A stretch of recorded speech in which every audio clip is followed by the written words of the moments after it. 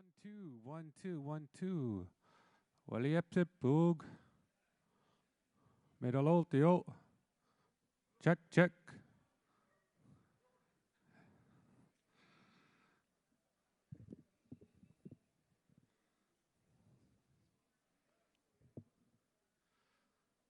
All right, ladies and gentlemen, we're going to start in about 2 minutes. 2 minutes, allow everybody to get their coffee and have a seat. In the meantime, I just want to point out a few things about this building. Washrooms are right out this door. Washrooms right out that door. Or I'll give you ill new directions. Washrooms, allowed it. Over there. Over there. So those are washrooms that are out that hallway. We have Megamod translation headsets available. If you want your conversations, all the conversations in Megamod, get a headset. They're right over there, right? Am I correct? Right over here? It's my, yeah, right there. Anybody know? Right there. Yes, right there. We're also live streaming as much as possible of the conference for those that are at home. If you're watching, please share the link and let people know. Live streaming. So also, and that also means that if you told somebody you're not going to be here and they see you live, uh-oh.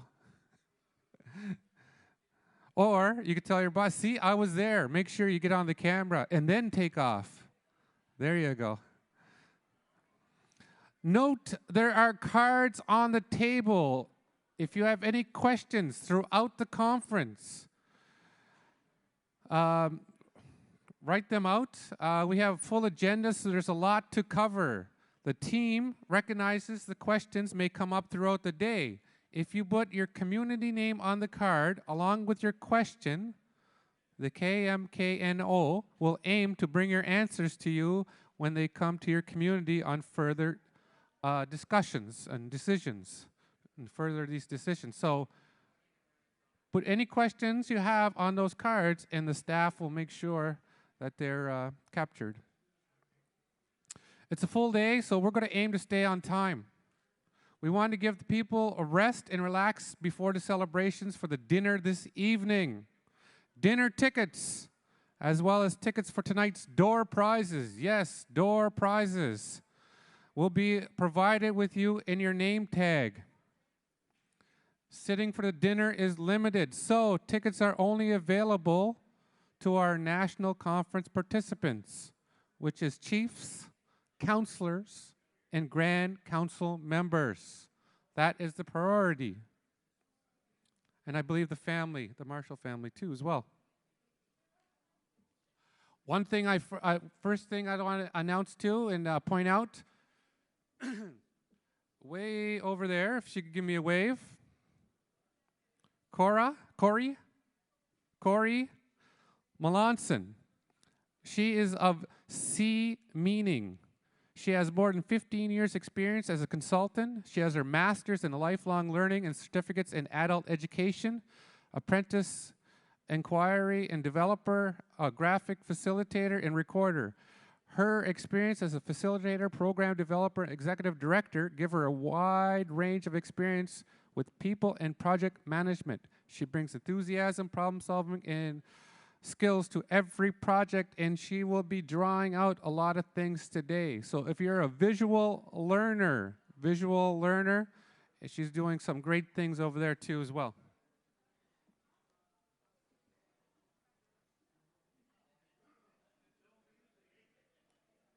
So just waiting for the green light here, and we're going to get started. Waiting for the thumbs up, and if people can start making their way in, if there's anybody else, we're going to do one check in the lobby and to invite everybody in. And once we get the big thumbs up, we're going to start the conference. So 2 minutes, you got 2 minutes? Oh, we got the big thumbs up right there, yep. Chief said yes, go ahead. So at this time, I want to welcome everybody to the 20th anniversary of the Marshall Decision, the Nationhood Conference here today. And at this time, I want to introduce three gentlemen, There's be 4 of us, actually, that need no introduction. Gundawikduk singers, all the way from up the road and down the road. And we're honored here to sing for you today and to share some songs for you. So at this time, if you could please rise, please stand. Move your hat unless it contains an eagle feather. And we're going to sing a song to honor all of us.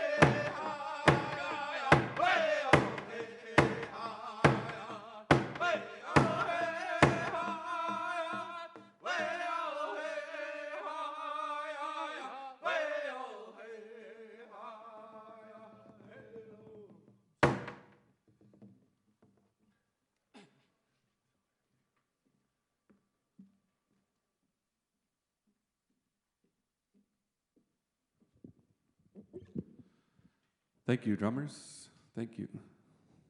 Have a seat at this time. At this time, it gives me great honor to not only introduce, but to welcome our Jisa'ama, our Grand Chief, Norman Sillaboy. I'd like to, at this time, invite our Grand Chief to guide us in opening up this day, in this beautiful day, with an open prayer. So, Grand Chief.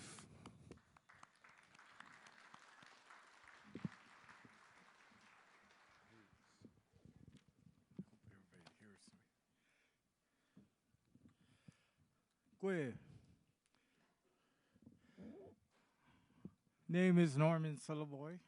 I'm from Iskasoni, for people who don't know me. I was a captain before being elected Grand Chief. My father was a captain before,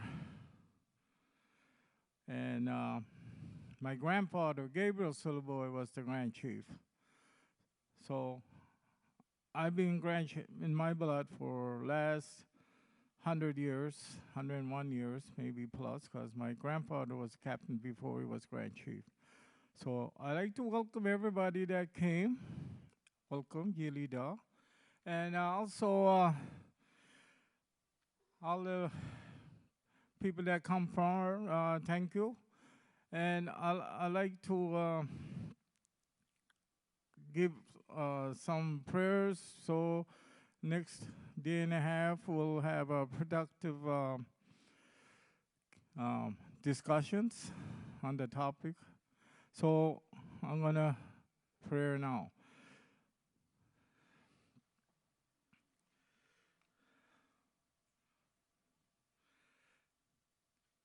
Gisu wala liya chitsit kamo. Tane mudia. Gisu wala liya chit naguset. Wala liya chit tepkunuset. Gisu wala liya chit waises. Bimeju. Lintu tiamu. Dan wajabesu wajarauti.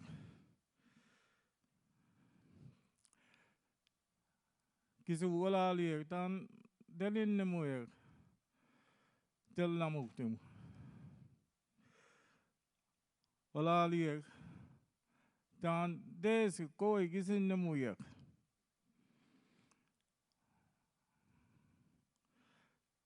Wala liya chitana deli mudia.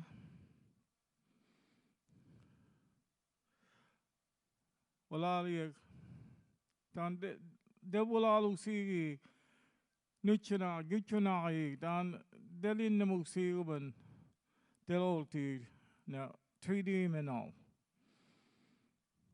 Kude nagu set a tepkunu set a sit kamo na 3D menal del bugwil. Kisku gadus kudmu a sabonu dan del bugwil 3D menal. Edawe sodal dan 3D menal del tego. Menway emsidwan ankide de mano dan wach kudaju atani mudida. Wanda swalap tawni kizigani dajiga kizimu diju. Wala liya niskam dandeli mo wala liya nadliach.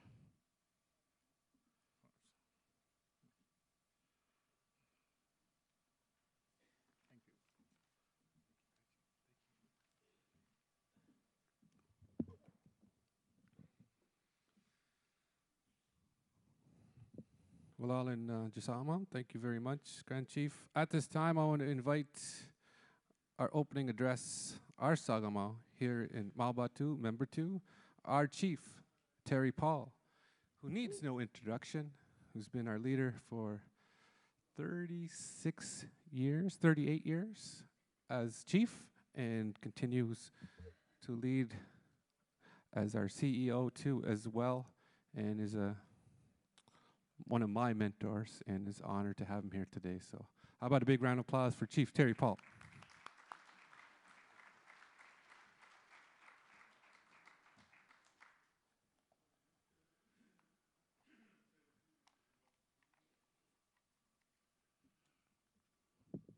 Good morning, everyone.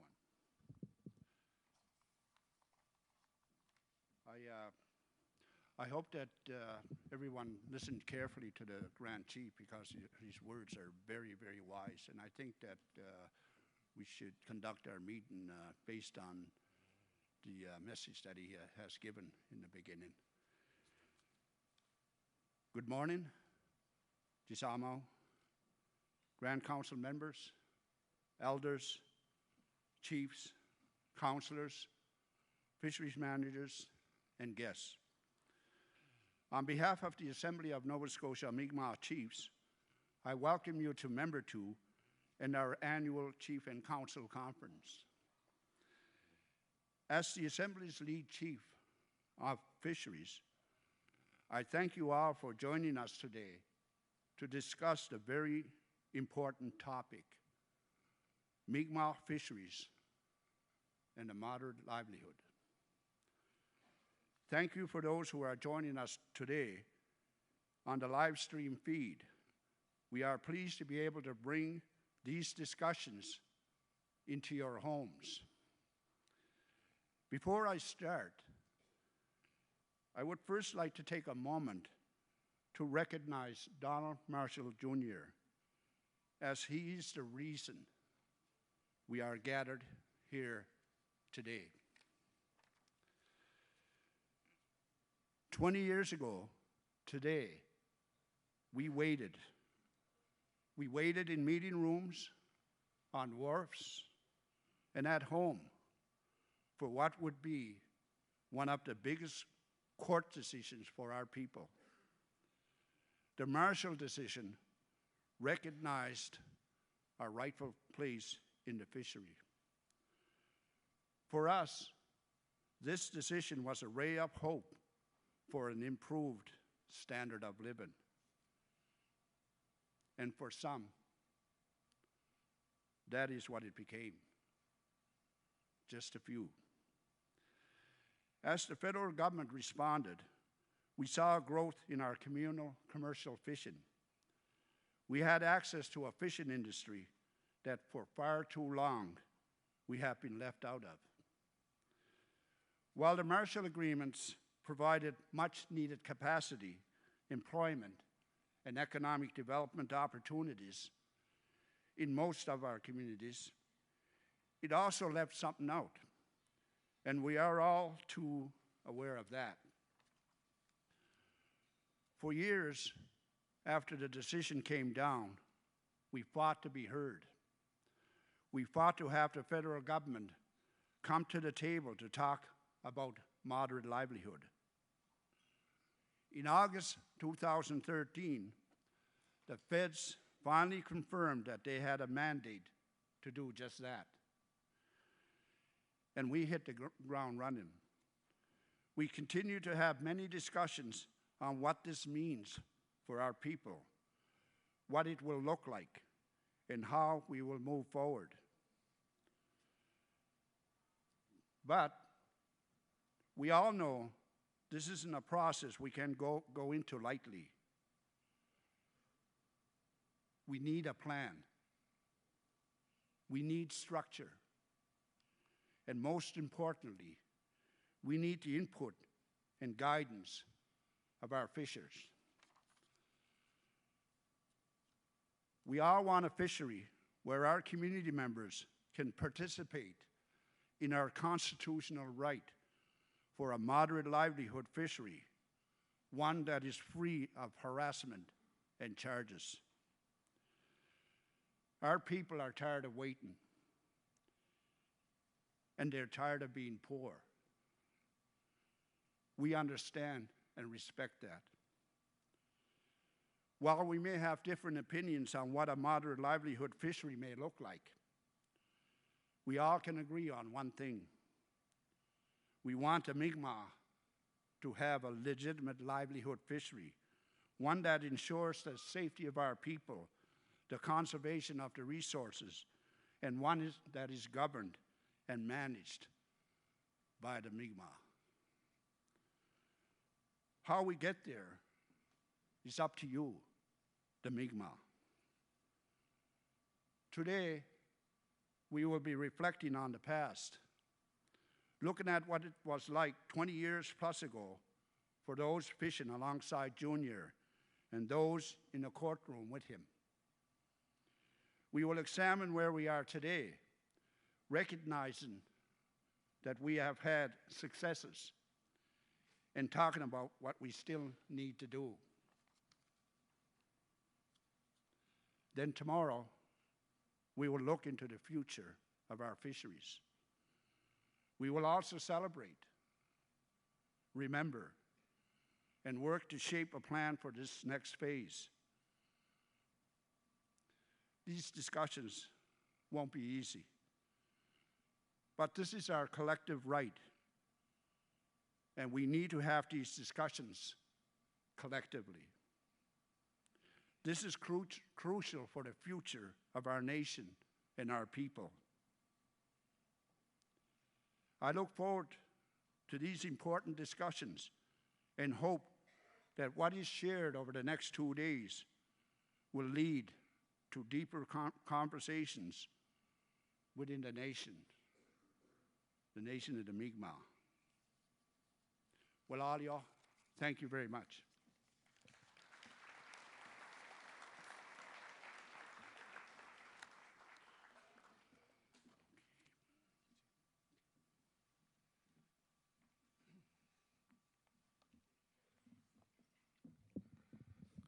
Thank you, Sagama. Thank you, Chief Walalan.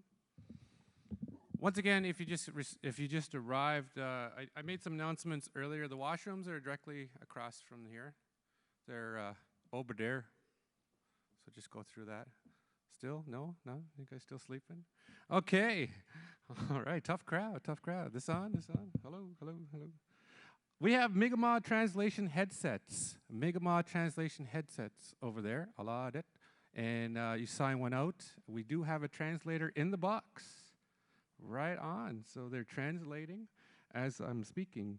Like mentioned earlier, there's live streaming as much as possible for the conference for those that are at home. So everybody say hello. Everybody wave to the camera. I think that's the camera recording live. So if you want to prove that you're here, make sure you get seen in that camera. All right, so also there's note cards on your table. If there's any questions or anything that you want to addressed, make sure you write it down because we might not cover everything here today.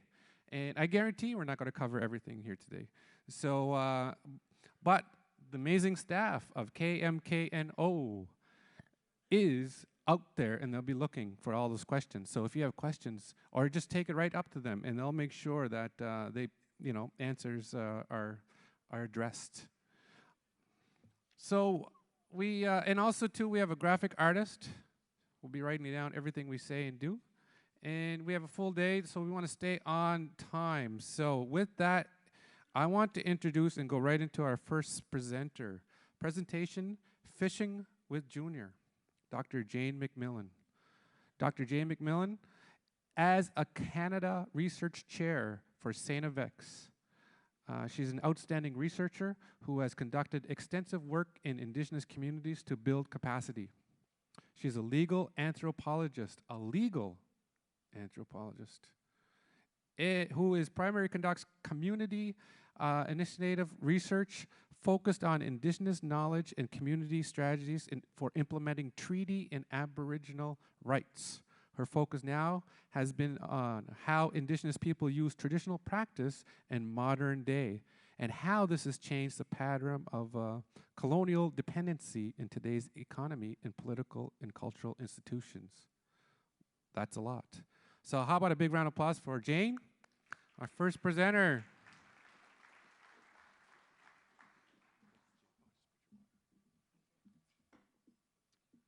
Adjust this. Is that good? Are you sure? Oh, well, Alan, It's a great pleasure to be here. It's an honor to be back in Membertou with you on this really special day. And it's so good to see some members of the Marshall family here. I love you very much, and this is such a thrill for me. I've been asked to share some stories about how we got to September 17th, 1999, and how it was such a remarkably important day in the history of Mi'kmaq rights. Now, I'm not very good at doing two things at once here. So, where do I point?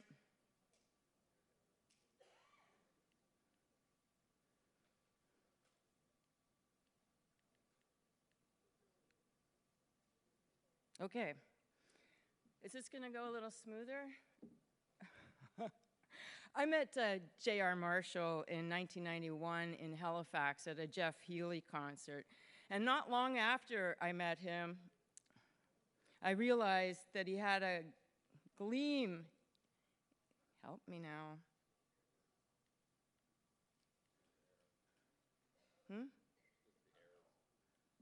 But it's not turning. One moment, please. Just that arrow right there. I must be touching something twice. But it doesn't seem to be advancing.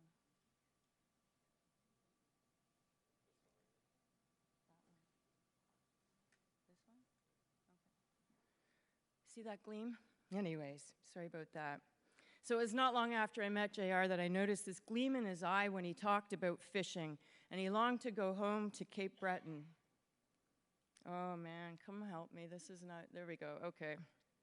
To Cape Breton, and he wanted to go fishing for eels.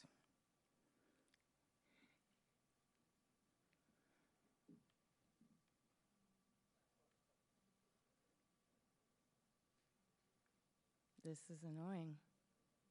Okay, I think we're on to it now. It'll just take a few minutes.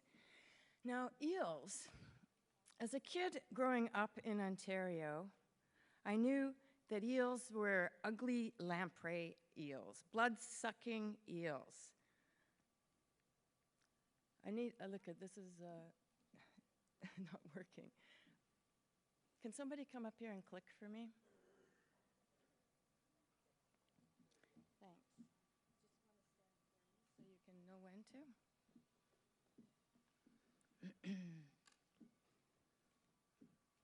Okay, so I meet this guy. He's got a gleam in his eye, and he says he wants to go fishing eels. And all I know about eels is that the lamprey eel of Ontario is a pretty ugly and disgusting eel. But I also knew about moray eels, and those are eels that attack scuba divers and have fangs, like the movie In the Deep. And I also knew about electric eels that could kill a human with a jolt, that are actually not even eels, but these really long, skinny fish. So I did not know, though, too much about the eel of the Atlantic. But did you know that just last week, is it not working for you either? I have this amazing slideshow put together. Anyways, so these are the electric eels that could kill a human with their jolt, and they're not actually even eels. Last week, though, did you know that the Loch Ness Monster was just announced as probably being a giant eel? I did not know much about eels before we started, but eels are remarkable and they are mysterious. And in fact, Indigenous peoples have fished eels across this territory for thousands and thousands of years with very ingenious methods. They are super nutritious, they're very, very healthy for you, they're full of good fats, and when they are mature, they are just probably a bounty of nutrition that could have allowed Indigenous peoples to survive for thousands and thousands of years. Now, eels live a long life. They start in the Sargasso Sea and migrate incredible distances toward Europe and North America seeking fresh water. And then they're in the fresh water, they eat and they eat and they eat and they become big and fat, and they're storing up all of this energy so that they can go back to the Sargasso Sea and mate. And then they die, so that's quite the lifestyle. And when they move back from the fresh water to the salt water, their bodies undergo this profound change, a metamorphosis, thinking of, like a caterpillar to a butterfly. Now, their breeding habits remain a great mystery, and they cannot be bred in captivity, but they can be farmed. In 2005, 91 million kilograms of eels were eaten in Japan. And the people who arrived on the Mayflower probably survived because the Abenaki taught them to eat eels. Now, these incredible and mysterious, and yes, very slimy eels took us on an amazing journey. And one more. And it all started in Mulligawatch in 1992. The Bernard brothers from Wegoma lent us a couple of fyke nets and taught us the ropes. They shared their knowledge, they shared their nets, they shared their time, and they shared their eel buyer. There's Mulla. Lots of good fishing in and around those estuaries. The eel buyer was a guy called Roderick, and we called him the one-armed bandit. Not only did he have only one arm, but we always found that the price of eels per pound were a gamble week to week. We shared 4-cent cake and gato abu that warmed us after long, cold, wet days on the water. We shared nights around the campfire, drinking beers and telling stories, and as you know, the Mulla stories are legendary. One time we were burning these old lobster traps, and they had those concrete compound weights in them. You shouldn't put those on a fire. It exploded, and it shot through my ear, and so we made lots of jokes about it being somebody from Escazone trying to shoot at the Anglazio. We built really respectful relations with each other on the water, and we learned the etiquettes of fishing and sharing the territory. It grounded us in community and in family as well. Junior's uncle Ikion, his mother's brother, was also an eel fisher, and people would come and visit our home and tell us where the good spots were to fish, and they would gossip about each other's catches. The camaraderie, the community that we were participating in gave JR a great sense of belonging. It was really important for both of us, me as an outsider who was being welcomed in, and JR for reconnecting his life with the Mi'kmaq and connecting to his identity after being in jail for so many years. It gave him hope for tomorrow. Once we got our feet wet, so to speak, we moved into the waters of Wegoma and fished near our home. Home country for JR, like many Mi'kmaq, is wherever the Mi'kmaq territory is. He was at home in Membertou, he was at home in Wegoma, and Wagmakuk, and Mala, down on the mainland, wherever he went. And we got to know the habits of eels, and JR spent many, many, many hours planning and strategy. He was obsessed with hunting eels, but he was happy. We learned how to clean eels, and I learned how to hang them up to dry and got the nerves to drive a nail through their head. And over time, I was able to gut them. And skinning them, we make jokes about skinning them, and using your teeth is no joke, though, because when the pliers don't work, teeth actually are the only thing that really do get a good grip. And we were taught by some of the best eel cleaners. You know, eels are just, they're really hard to put down. You can freeze an eel, and when you thaw it, it'll still wiggle after. We enjoyed cooking and experimenting with recipes. We baked eels. We were trying to do gourmet things with eels.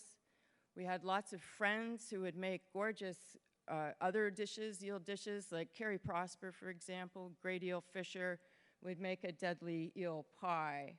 There was also competitive stew making. Now, the late Grand Chief Ben Sillaboy made a mean gato abu, as did Junior, and I'm hoping that the new Grand Chief will also be a great eel stew maker. Gullalins was also super delicious. JR's favorite dish, though, with eels was to bake it into Luskinigan. And there is his Luskinigan. Looks good, doesn't it? The Mi'kmaq relations with life were incorporated into every facet of their life. Thousands of years, cosmological belief systems, political and family organization are bound up in your relationships to the resources. Traditional fisheries were both spiritual and practices focusing mainly on the well-being and survival of families and community members. You took care of each other. That was the substance of all the activities governed by concepts like Naduklamik, which guided the harvesting practices aiming at coexistence. In fishing and selling eels, Marshall was carrying out livelihood practices as they had been taught by your ancestors before him. Subsistence customs reflected the holistic and interconnectedness of Mi'kmaq laws embedded in the consciousness governing the behavior, and in particularly relationship to establishing the means for survival and food security as sharing, providing, and honoring procurement skills.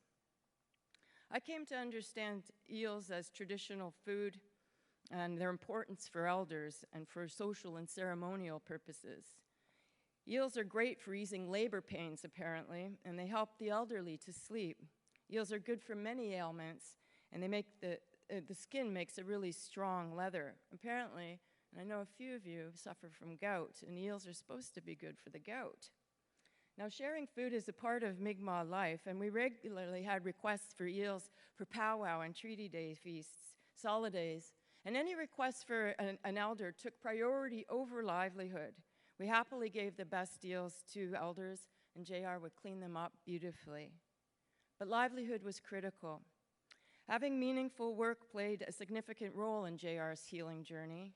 His wrongful conviction and 11 years in prison messed with his head and his spirit. He had a lot of recovering to do, and he was doing it through fishing. And he looked forward to tomorrow and what the surprises in the nets would bring. Earning a livelihood was really important to him, as getting enough money to get EI through the winters helped him gain purpose. It gave structure. It was important to making the ends meet. And it was what little we made was able to help put food on the table, the truck on the road, wood in the stove. Now, I'm amazed at the remarkable strength of eels and their endurance, and the tenacity reminds me of JR. It's easy, though, to romanticize our days fishing, but anyone who works for livelihood, fishes for livelihood, knows how hard and dirty and dangerous that work is. Now, JR was susceptible to blood poisoning from perch spines that punctured our gloves, and he liked to sleep. Anybody who knows him knows he was a hard guy to wake up in the morning, and we needed to get out there and check those nets early because anybody who fishes knows that once the winds come up, those long fight nets are really, really hard to set. And that would make us have a little bit of tension on the boat. Slow down, hurry up, you know, so it wasn't always, sometimes we called it divorce court boat. But anyways, hunting for eels had us moving around a lot. Our boat was this great, big, heavy, wooden green dory that was built by Francis Baby, or one of the Francises in Wagmacook. And it was solid, and it could withstand anything, and it never got swamped, and I loved that boat. We never named that boat. We had a little 4-stroke engine, though, that really wasn't very good at pushing that boat full of heavy nets, so we putted across the lakes, and we had to get up early because it took us forever to get anywhere, and explore everywhere we did. I'd become quite skilled at backing up the boat with the trailer down really steep roads. JR didn't have a driver's license much of the years we were together. And whenever we drove, and he loved to travel, JR was always on the lookout for eelgrass and wanted to try all of the places. And let's put one here, let's put one here, like he was obsessed. Now the weather dictated heavy rains, and when it rained, he'd smile with glee and he'd go, "Lots of eels tomorrow, baby." And we'd get up there and we'd go out, and when we weren't on the water, we were mending our nets and getting poles. And sometimes we would use wheel rims to hold the nets down in the really heavy waters where it's a lot of flow. And when we were teaching Junior's son to fish eels, he would call them wheels and say, "Hey, Dad, when are we going wheeling?" He's matured a little, I think, since then, but maybe not so innocent anymore. Now, Randy was particularly skilled at what he called hypnotizing the eels, and he could grab those eels and they would stop wiggling around, which was quite a skill. I think he was suffocating them. Now, our adventures were many, and we would scare ourselves silly at times, too. There were great estuaries where it looked like no one had ever been before, and this was JR's dream, was to find the eel heaven, where they would be the most bounteous eels. And he thought in the darkest, brackish, long estuaries, right, these inlets. And so we were in one such inlet over across from the house down in St. Patrick's Channel there. And we're out there early in the morning, and we had just probably been watching pretty scary movies. And we had a lot of ghost stories talking about Skidagamooch and Boodaladamuch and things like that in our lives. So we're always a little bit edgy when we're in some place where it's super quiet and super dark, and the bottom you can't see. In the distance, we can see our net, and there's something definitely floating in the net. And he looks at me and he says, "That looks like a body. Let's get the hell out of here." So we take off because he thought there was this body in the net. But we had to go back eventually because those nets are expensive and you can't afford to lose them. And we summoned up the courage and we got to the net, and in it, we found a beaver. So it looked like a body from below, and actually it was worse the next day because the beaver does grow with bloat over time. So that was very unpleasant. He was also really interested in the angelic underside of skates. We caught a lot of skates, and then which contrasted with the dark overside of them, which were barbarous tops and would cut our hands. And sometimes the nets would be loaded with nothing but jellyfish, and they were really tough to deal with. They often broke the rings on the fike net, and you had to pull them up, and you couldn't, just dump them out. You had to get rid of them in various ways. So with wet nets, heavy with catch, and all the lifting and pulling, it's really physical work. And feeling like Popeye and covered in eel slime, I noticed that there were not many at the time, if any, women out on the water. So I felt unique in that, but JR was happy, and his mind was not burning with the nightmares of 11 years in jail. And being in nature and sharing our catches with the eagles, seeing that majesty and power on a regular basis, we felt really privileged. And we were awestruck by the beauty around us. And when we fished in Cape Breton, the DFO would come by every now and again and just say hi, see if we had our life jackets, remind us to put JR's name and his band number on the Javex bottle or whatever floaters we were using to mark the nets. We were fishing unmolested. The next year, we had earned enough to buy some more nets, and we built a new eel box. And I remember this day really clearly. It was a solar eclipse, so the birds stopped chirping when the sun was being eclipsed by the moon, and it had turned dark, and we were excited. This was the most solid eel box that he had ever put together, and he was very, very proud of it. But if you know Junior, everything doesn't usually go right the first time. So as we're about to put the lock on it and test it out, we can't lift the lid. We'd put the hinges on backwards. So it was that kind of life with him. We moved down to Judic because he saw lots of good eelgrass there, and he thought for sure we're going to get that mother load of eels. And we hired Albert Doucette to watch the box overnight because we were in the stranger territory. We weren't close to home. We were away from all of the communities that we were familiar with. And Albert put up a wigwam, and he had a little canoe on the little island out there, and we fished the eels, and the eels were pretty good, and we had a robust catch. The night before the eel buyer was set to arrive, there was a dance at the Lion's Den or Valley Mills, Orangedale, somewhere. And Albert never won for missing a good dance. He hitchhiked out of there. The next day, we had a broken lock and an empty box of eels, but nobody had touched our nets. In a show of solidarity, the Bernard brothers came down from Waigoma, and I'm sure that if we continued to fish there, nobody would have touched our box again. However, we wanted to get the heck out of there. Tempers were flaring. Nobody in the neighborhood knew what was going on, so we hauled the traps, and we headed over the causeway to Bucknacake. Now, JR had a big old spear that we had used to hold the nets down on them, and when we went flying around the bend at Harvey Bush, I have to admit I had a little bit of a heavy foot.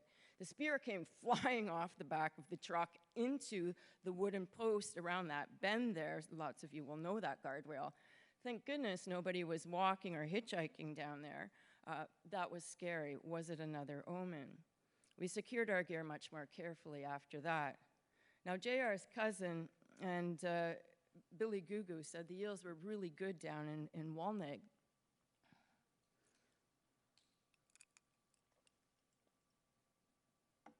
Billy and his wife, Starlene, opened their homes to us. Their kids, Warren, Denise, and Adrian, were so curious about Junior. Every morning they'd get up, "What are you doing sleeping in our living room?" I'm really grateful for their kindness and their generosity. They shared meals with us, their shelter and encouragement. That's what kinship is about. They showed us where to fish in the inlets of Pomkit, where the eelgrass was healthy, and my goodness, those eels were guaso. They were giant, wild, silver eels. JR had found his eel heaven. And boy, oh boy, did they hurt your legs when we put them into the boat. They were slapping, slapping, slapping. We were into some very serious eel wrestling territory at that time. Now, there were only a few of us fishing in that water. Peter Martin was down there, Emma Peters occasionally. Billy might have had some nuts out here and there. And the fishing was good. It was really good. And this was in August of 1993. And one day when we were out on the water, JR had a bad back. So I had to do a lot of the hauling. And we were just about done when a DFO boat approached us. And the officers asked, what were we doing? And came alongside for a look in the boat. Now, I thought they were just looking for illegal bycatch or something. I never thought they cared about eels. They asked Junior and I for our licenses. And we're like, licenses? Who needs a license to fish for eels? Junior says, I don't have a license. I have a 1752 treaty. That's exactly what he said. And the officer said, I don't know anything about a treaty. What are your names? Where do you live? And they asked us, or they told us, they'd like to take a net for evidence. We told them, take an empty one. So when we got back to the shore, we tried to figure out, what's this all about? You know, we called the DFO because we wanted that net back. As I said, they're expensive, and we figured there was just some kind of confusion. They told us we needed the permission of the chief to fish there. So we called Kerry Prosper, who was chief of Bucknakake at the time, and gave us his permission. So we were told the DFO that, hey, we're good to go. Give us our net back, and we kept fishing. And a few days later, it was payday, and Roderick, the one-armed bandit, came down to Walneg, and we sold the bucket of wild silver eels, bucket loads, in fact. We reset the nets, we cashed the paycheck, a whopping $787.10, or around there, and we returned a few days later to gather the eels. Next slide. And they were all gone. Now, at first we were confused. Is this some weird joke? Gear conflict? Theft? And then we were heartbroken. That was our livelihood. And then we got mad. The nets were confiscated by the DFO. They were interfering with Junior's treaty rights. So we got really mad. The Mi'kmaq prospered in their fisheries for thousands and thousands of years. In selling and fishing and selling eels, Donald Marshall was carrying out what he believed to be his treaty right to earn a livelihood unmolested. However, the relief that Donald Marshall experienced by exercising his treaty rights as an eel fisher was short-lived, and we were eventually charged with illegal fishing. Now, after the shock of the molestation wore off a bit, we regrouped, and thanks to Olneweg and Louis Joe Bernard, we were able to purchase a new boat, a lightweight aluminum boat, a 25 horsepower motor, and we felt so fast on that, we were still on the mission looking for eel heaven. We got a few new fyke nets. We stayed up in Unamagi, where we were bothered a lot less. However, that magical freedom, that joy that JR felt in the first years of our fishing experience was gone. Then it came time to go to court. Nantigonish, 1996. Now, the statement of facts presented to the provincial court in Nantigonish read that on August 24th, 1993, around 10 o'clock in the morning, the defendants, Donald John Marshall, Leslie Jane McMillan, fished eels by means of fyke nets, a type of fixed net from a small outboard motor in Pomkit. And for the part of the morning, Marshall pulled the nets and emptied the eels into the boat while McMillan operated the outboard motor. And for part of the morning, McMillan pulled the nets and emptied the eels into the boat, and Marshall ran the outboard motor. Marshall and McMillan transferred the eels to a holding pen from the boat. We had also stopped to pee over the side of the boat, but that was never part of the record. If they were in the bushes observing us, I certainly haven't seen those photos. Now, the statements of fact continue. Marshall, an Aboriginal person, being of status Mi'kmaq Indian, registered under the provisions of the Indian Act, and a member of Membertou Band, an Indian band under the Indian Act, and Martin, a status Mi'kmaq Indian registered under the provision of the Indian Act to Restigouche Band, on and on and on. And Macmillan is not an Aboriginal person and is not status registered Indian, and she and Marshall live together in a common law spouses. At about 1:10, it goes on, August 24th, 1993, in the same area as Marshall and Martin brought their eels from the holding pens ashore at the location where they kept their boats. This location is on lands which are part of the Afton Indian Reserve at Antigonish County. Marshall helped weigh and load his eels onto the truck belonging to South Shore Trading Company, New Brunswick. Now, South Shore is engaged in the purchase and sale of fish, and Marshall sold 463 pounds of eels to South Shore at $1.70 per pound. That was a pretty good wage that day. Marshall, nor Martin, nor Macmillan did not at any time hold a license within the meaning of Section 41A of the Maritime Provinces Fisheries. Now, this incident became, as you well know, the focus of a treaty test case that considerably altered Indigenous settler relations in the Atlantic provinces of Canada. And in carrying out a customary treaty-protected practice, Donald Marshall Jr., Peter Martin, and I were charged with 3 counts under the Maritime Fisheries Regulations: fishing eels without a license, fishing eels in a closed zone with prohibited gear, and selling fish without an authority of a license.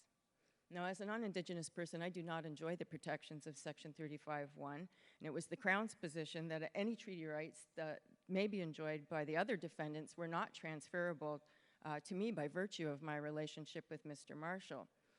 I was not immune from prosecution, but in the early in the process, though, the charges against me were dropped because Judge Embry, the late Judge Embry, and I think he did a very good job in setting up his decision to advance the case, even though he convicted Junior, saw that this was going to be a test case, an important treaty test case. In court, the Crown vigorously pursued the charges against Donald, and he was defended, though, with great acuity and perseverance by the lead counsels Bruce Wildsmith and Eric Shiley, and Eric is going to talk more about the case in a few minutes. But we had a lot of help with a lot of researchers from across the Mi'kmaq Nation, and many of those legal researchers were new Mi'kmaq lawyers who had been students and benefited from the Mi'kmaq Indigenous Black and Mi'kmaq Law Initiative at Dalhousie University, which was a recommendation of the Marshall Inquiry.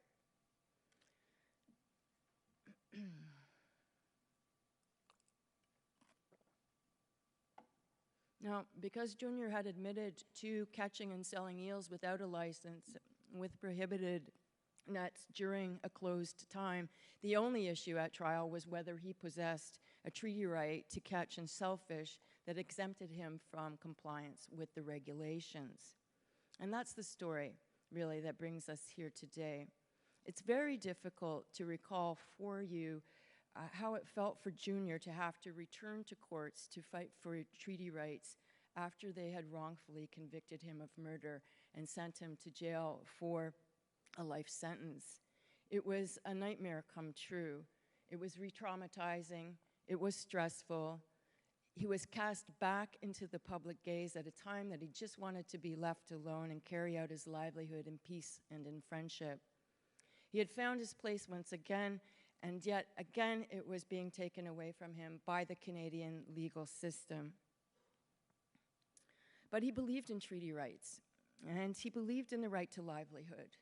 And he found the strength within himself, and I think he really called on the spirit of his father, the late Grand Chief Donald Marshall, because he was a great advocate of treaty rights and certainly reinstigated the celebration of Treaty Day after the Simon decision. And he fought hard for you. He fought hard for all of you and for all of the Mi'kmaq Nation and their allies. Now, I clearly remember September 17th as JR was gathered with the legal team and I was in BC going to school. And once the Supreme Court decision came down, everybody collectively jumped up and down and cheered, and JR and I shared tears of relief on opposite sides of the country. The sound of his voice on the phone was one of a great weight being lifted from him. The decision reverberated across the country, inspiring Indigenous communities, not only Mi'kmaq or the treaty signatories, but everybody to unite in collective action to secure the rights to resources. The federal government, the Department of Fisheries and Oceans, and non-Indigenous fishers were not prepared for the decision. JR got out there and marched alongside everyone. The judgment led to immediate conflict and controversy in the Maritimes, grabbing international headlines, marring the Mi'kmaq's legal victory.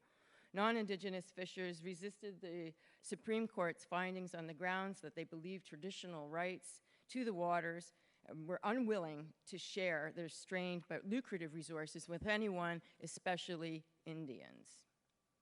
Now, although JR was an eel fisher, and the decision was understood to mean that the Mi'kmaq had access to all ocean resources, it marked an unprecedented turn in colonial relations. It opened a window to remedy patterns of dependency and subjugation in favor of sustainable community development and advancement, a return to the concept of Nuduklamik through the affirmation of traditional knowledge and treaty and Indigenous rights. Now, the eel disappeared from the headlines as controversies shifted to lobster and who had access to this profitable fishery.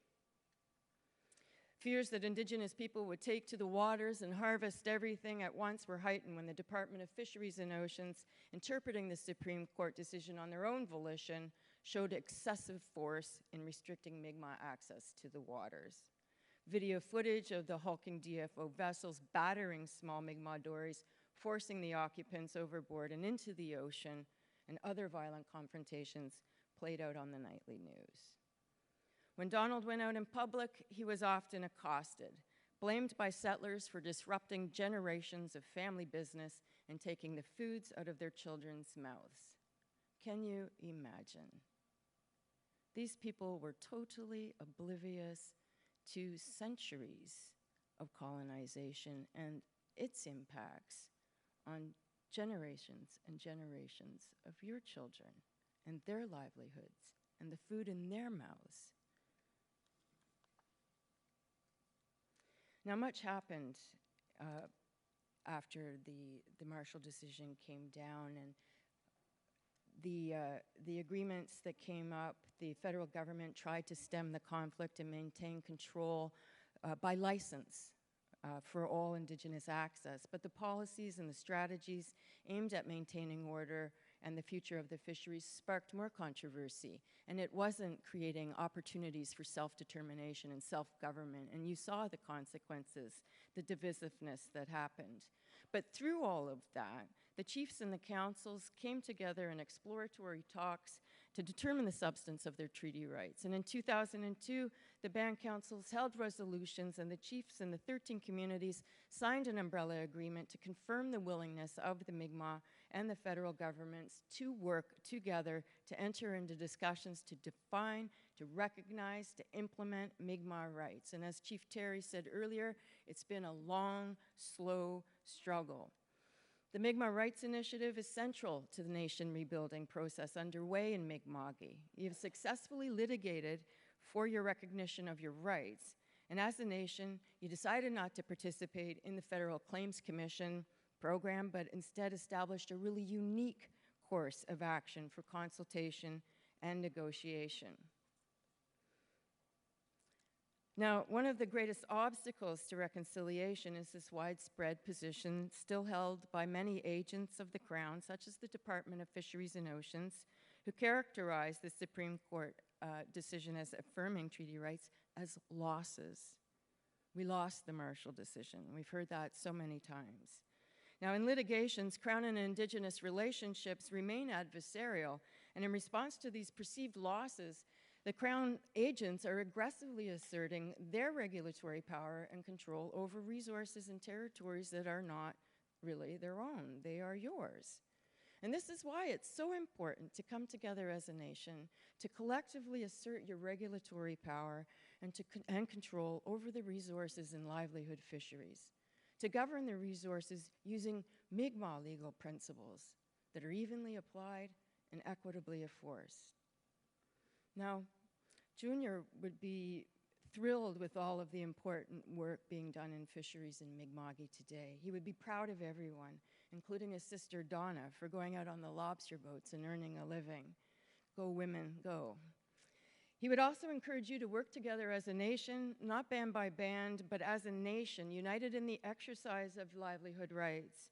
He would encourage you to share your knowledge and to help each other manage the resources responsibly to sustain the next 7 generations so that your children and their children and their children can share in the experiences, the wonders, the benefits of yields, of livelihood rights for generation.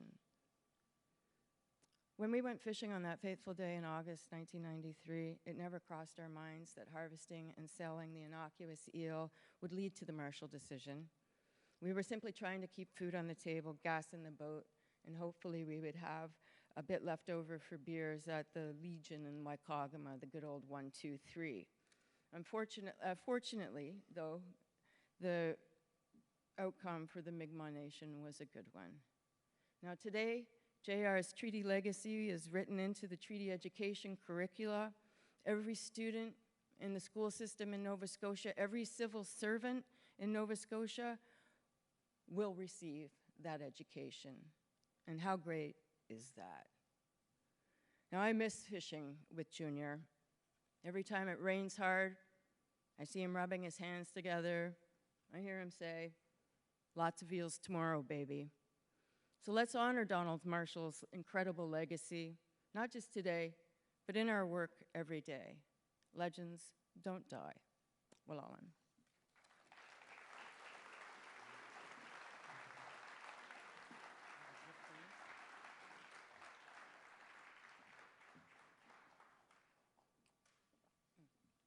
Thank you. Thank you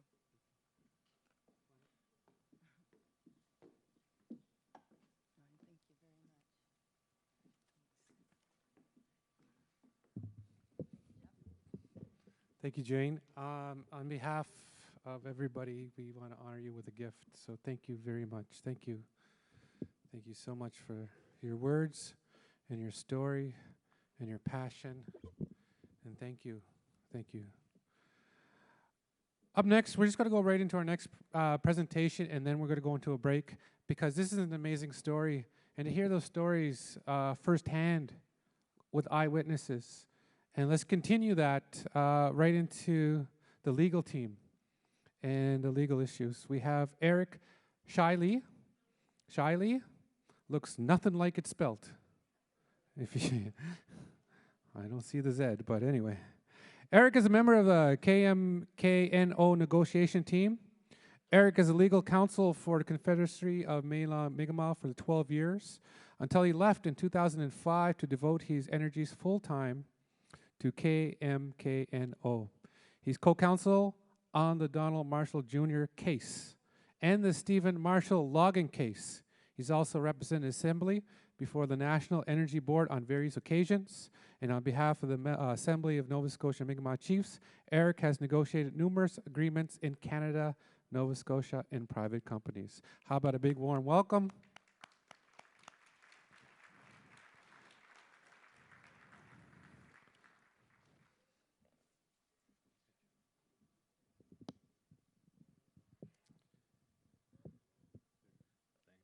Thank you very much. Yes, the name is always a interesting thing. My family fought hard to keep that Z, so we got to keep that Z. I said to a lot of people before I came today, I said, it's time that I'm starting to feel extremely old.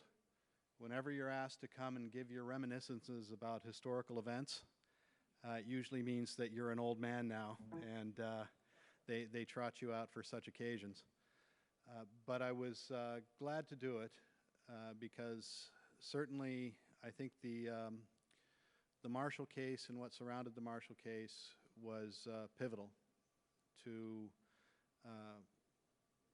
what the Mi'kmaq are today, what the Mi'kmaq are going through today.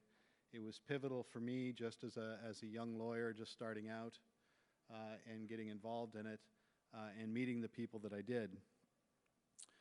Before I start, I do want to indicate that it was a privilege to be part of a much larger team that was responsible for taking the Marshall case to court. We had Don Julian and Trish Bernard for research at CMM. We had Bob Beal, Jillian Allen, and Jim Michael research at the TAR Center. Of course, there was Bruce Wildsmith, which for me was an honor to work with, an individual who had been to the Supreme Court on numerous occasions, especially the Simon case, and whose knowledge about Aboriginal rights was clearly head and shoulders above everybody else in the courtroom, and it always showed. And finally, and most significantly, the honor and privilege to meet Junior and Jane. We couldn't have had two more patient, caring, supportive clients in any way, shape, or form. There's an old maxim in law: law would be great if you didn't have to deal with your clients. But that wasn't the case in this scenario. One of the privileges of the case was actually dealing with our clients and what they looked for. And I think it's important to remember when the case began, because I had to give presentations to the industry and governments after the case. And one of the things they always asked was, is this something that you set up? Was this a test case that you manufactured because you wanted to take it forward? And I always have to tell people, nothing about this case was manufactured. And it was wonderful to hear Jane's presentation, because I think it aptly shows that Jane and Junior were simply out living their lives. And in fact, I can tell you, after numerous conversations with Junior, the last thing Junior was looking for was more notoriety. And I must say, I felt sorry to the bottom of my heart for Junior during the process, because we were asking him, after all he went through, and this was fresh after getting through the inquiry and just trying to live his life, we were asking him to come back to courts. We were asking him to come back in the system. We were asking him to speak to the media. We were asking him to be upfront and visible yet again, at a moment where he had truly believed he could now just sit back and live a life with a certain peace. And I will always remember the grace in which he handled that, because I don't think that 99% of anybody on this earth could handle it with such grace. I had been a lawyer for a couple of months. In fact, I was at a situation at CMM. I kept showing up to work in a suit and tie, and Vera Mar at the office kept taking me over to the photocopy machine and asking me to fix it. And I was a young guy, and aglacio, and I wasn't going to argue with her, so I kept trying to fix the photocopy machine. She finally got very frustrated with me and went into the main office a couple of days later to ask if we couldn't get a better repairman, because I didn't know what I was doing. And then I found out later the only other person that came into the office with a suit and tie was the photocopy repairman. So that's how I started my legal career. I still don't know how to fix a photocopier. A couple of months later, I got a phone call, and it was Junior. And of course, Junior to me was just a celebrity. And he told me what was going on. And he just needed somebody to start helping him out.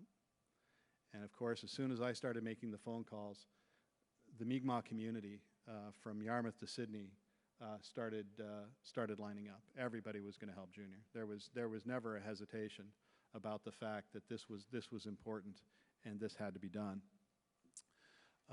And the case began when I talked to Junior, I just started realizing what he had gone through, because we had to make our first appearance in Antigonish, just to make plea.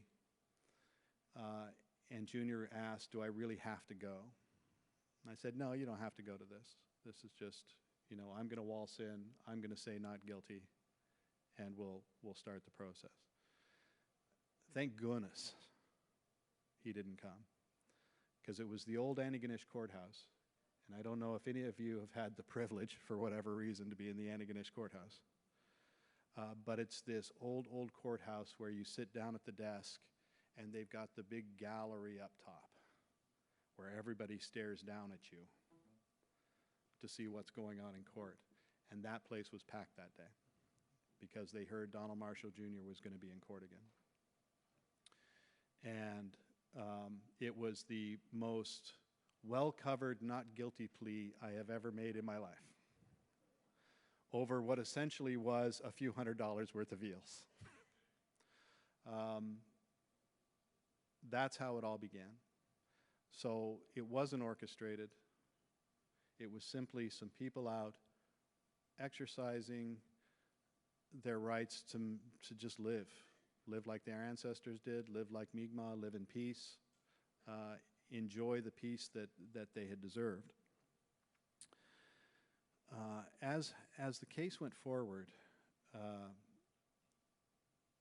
I've always got to say, because I don't say this often, trust me, I do not say this often, I have to give some credit to the federal prosecutor, Michael Perret. And I only do that because I've dealt with some provincial prosecutors over the last 3 or 4 decades. And so, you know, Michael Perret, thank you for being honorable. When we went forward, we said we had the difficulty that Jane described of Jane. Jane didn't have a treaty or Aboriginal defense. And the Crown could have done a whole lot of nasty things to try to go forward. But when we had some discussions, and I talked to Michael and I said, why do we need Jane in there? We know what this is all about. We know this is all about do the Mi'kmaq have the treaty right to do what they're doing? So let's just keep it to the issue. And let's not get everything else involved. And let's just go forward. And to his credit, he agreed and said, yes, we don't need to, we're not interested in that. That's really not where we're going. Let's stick with what we want to do. And I took the opportunity at that point. I said, now, Michael, now that we figured all that out, just tell me, just tell me, why on earth you guys picked Junior Marshall to do this with?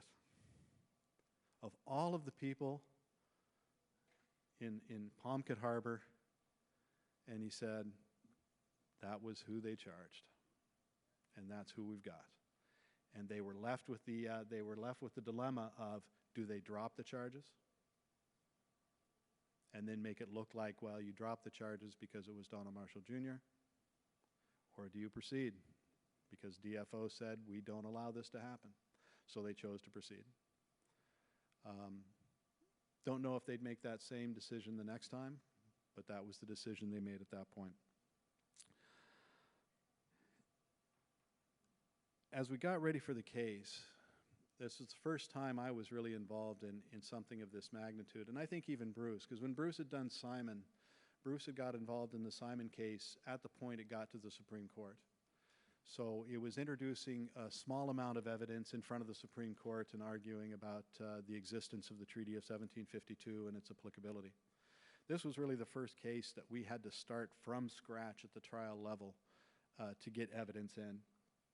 And the amount of volumes from the historical record, and that's why I started with thanking the research teams at CMM and TAR. The amount of volumes of historical records were mind-blowing. We had 30 to 40 some volumes, 3 inches thick, of documents that we had to go through one after another in court. One of my other classic stories from the Marshall case was when we started the case, the courtroom would be full. The next day, there'd be about half those people. The next day, there was just the bailiff. And then we talked to the bailiff the next week and found out they were actually drawing straws to see who had to sit through our case. Because what our case ended up being was basically 9 o'clock in the morning till 5 in the afternoon of history lessons. Over and over and over, document by document by document. So the glamour and the excitement of the case slowly was ground to a halt, document by document by document. As we went through the case, we had started with a defense that was based on the Treaty of 1752. Because we had the Simon case, We knew that that had been accepted by the Supreme Court, and so we felt that using that treaty would be the way to go. What we soon realized as we were going document by document by document through the evidence of Dr. Stephen Patterson, who was a professor of history out of UNB, is ever since the Simon case, the Department of Justice in Nova Scotia and the Federal Department of Justice had spent years gathering evidence to battle the Simon case and to try to, in their words, invalidate the Treaty of 1752. They felt that Simon had been improperly done. They felt that it had never gone through trial, that they had never had a chance to vet all of the evidence, and that this was going to be their second crack at the can to get rid of the Treaty of 1752. So we were listening to days and days and days of evidence from the Crown about every possible moment of disagreement and hostility between the Mi'kmaq and the English after the signing of the Treaty of 1752, with their point of view that by the time you got to about 1754 or 1755, by that time the war had broken out between the French and the English. By that time the Mi'kmaq were squarely allies of the French, and therefore the Treaty of 1752 had become invalid. So we were listening to this over and over and over and over. And that's when the pivotal day came, when Dr. Patterson was on the stand. And Bruce Wildsmith was cross-examining him. And it was all about the Treaty of 1752 and everything else. And that's when Stephen Patterson said, and I just remember it clear as day, that he said, "I just don't get it. I don't get why people are so worried about that. I don't understand why they don't look to the treaties of 1760 and 1761. Because in the treaties of 1761, the Mi'kmaq can hunt, they can fish, they can gather, as they always did, and they can sell the proceeds of those things. But they have to bring it into a truck house. And it's regulated." This was his big thing. Unfortunately, Dr. Patterson always tried to play lawyer on the stand, which got him into trouble. Because we knew that a right was going to be, under the Constitution, a right can be regulated anyway. That's not really the issue. Is the right there is the issue. So when he said that, Bruce stopped. He came back to the table, and we just started discussing at the table. And he said, "Eric, I just want to make sure he said what he said." And I said, "Yeah, this is what he said." And he goes, "Well, that's our case, isn't it?" And I go, "Yeah, I think their witness just made your case." So we stopped the cross-examination, and the next day we came in and we changed our argument in front of the judge. And we said, "Judge Embry, we'd like to at this point indicate that based on the testimony we heard yesterday, we're going to rely on the Treaty of 1760 and 61. And that changed the whole tenor of where the case was going. I want to echo Jane's thoughts about Judge Embry. In my mind, Judge Embry made the Marshall case possible. He was a provincial court judge who up to that time had been doing traffic violations or small criminal code type things that were happening in Antigonish. And suddenly he was involved in something like this. And this was really the first case of its kind in Nova Scotia, period, much less for Judge Embry. And suddenly he had gone into something that was going to take 5, 6, 7 months of his time. The court was having him to take him off his other duties so he could just be strictly on this. And because of the finding of fact that Judge Embry did, because he was so thorough, because he listened so carefully, because he really digested the materials so well, he created the factual finding that we had to have to go to the Supreme Court. Because oftentimes you can go through the lower courts, and if your factual findings are a mess, you're never going to get anything out of the Supreme Court. But he was very, very diligent. And even in his decision, if you go back and read the provincial court decision, I think you can hear in his words his feeling that, I think Junior has this right. But I just am not at the level in the courts in this country to make that finding. So I'm going to do what I can to build the best possible factual scenario I have, so that when the Supreme Court looks at it, the Supreme Court can make the new law, but they can do it based on what I've heard. And what we were able to take to the Supreme Court was extremely well done. So we now had changed our tact. We were now following along with the treaties of 1760 and 61. And really the argument was, there it is. Junior had the right to be fishing. He had the right to retain that fish. And in the treaties of 1760 and 61, he had the right to sell those fish.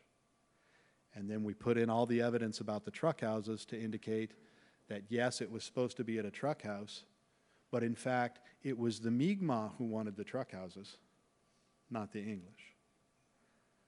There's one thing I'll say about looking at the historical record. And this line I got from Bernie Francis. The Mi'kmaq are born negotiators. And they knew what they were doing when they were negotiating with the British in the 1700s. And we have the documented record of what they were negotiating for in the 1700s. They are the ones that went into the British and said, we want truck houses. And the reason they said it is because they knew they were getting ripped off by other traders. They knew that people were coming up from New England and trading for furs or what have you, and they knew they were getting ripped off because the traders were using fake weights. You know, oh, you only have 2 pounds of beaver when maybe you've got 10 pounds of beaver. The Mi'kmaq knew what was going on. So they went to the authorities and said, we want to be able to go into a truck house where you can verify the prices we're going to get and you can verify it's going to be fair. And so the English agreed, and they set up truck houses. Problem is, they got in trouble politically by all of the traders who were making money trading with the Mi'kmaq and didn't want to have the truck houses. So it was the British, a couple of years later, who indicated, we're going to take away the truck houses. But what they did with the Mi'kmaq is then the Mi'kmaq said, well, we're going to get ripped off. What the British did is they gave every Mi'kmaq family and community a set of weights. And they said, here are the actual weights that you can use. So that when they come in and they weigh your furs or whatever, you weigh them yourselves. And you'll know whether you're getting a good price or whether you're not getting a good price. So what was coming out in the court was, this wasn't just a one-way conversation where the British were telling the Mi'kmaq the way it was going to be.